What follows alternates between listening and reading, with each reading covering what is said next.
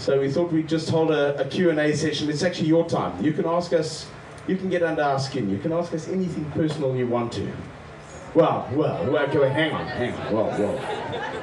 Let me just put a few provisos in here.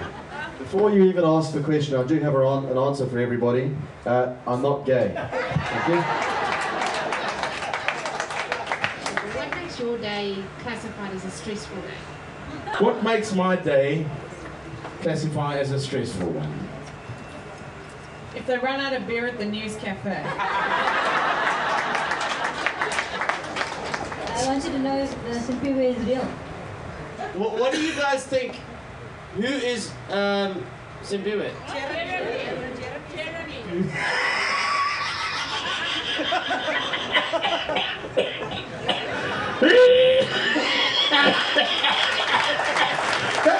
Jeremy.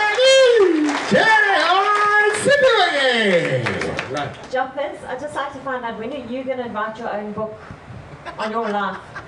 I'm sure it's going to be a riveting novel for all of us. Stop it, my baby, stop it. Actually, it's going to be more of a pamphlet. You must get a lot of complaints. What was the worst one you got and what happened? I wrote a song where... No, it was actually a joke and it became a song. The joke went something along the lines of... it was a TV show called Rai Wat, hosted by Johan Stemmet. And the first guest was Karika Kresenkamp.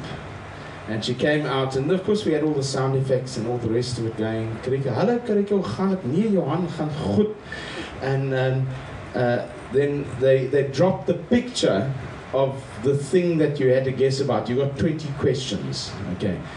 And the picture dropped down, and the mystery voice said, "Dit is 'n swart man se pil." 'n swart man se pil. And Johan's first, Johan said, "Okay, Karika, jy nou 20 vrae."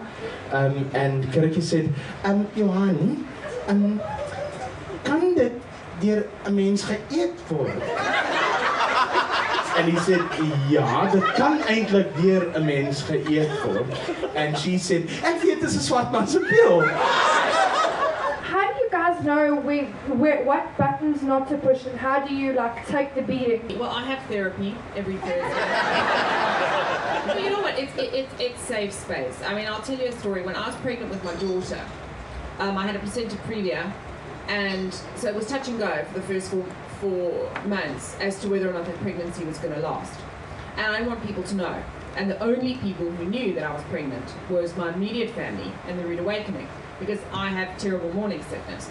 And they kept that secret for me. And even though they're ripping me off and telling me, you know, how fat I am and how talentless and appalling and PMS 24 days out of 25, you know, they kept that secret for me. Because of that loyalty within the team and the respect within the team, you know that when something is said on air, it's just said on air.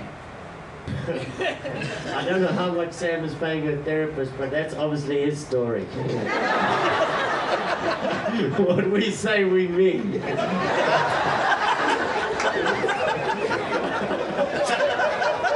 I've never said something and then afterwards gone, just joking, baby. And at the end of the day, we all get along. I could say we don't hang out at each other's houses purely because Jeremy won't let us into his. Let me tell you a true story. The one day he always rides on his motorbike to work, and it was raining after the show. So he asked me if I can take him home.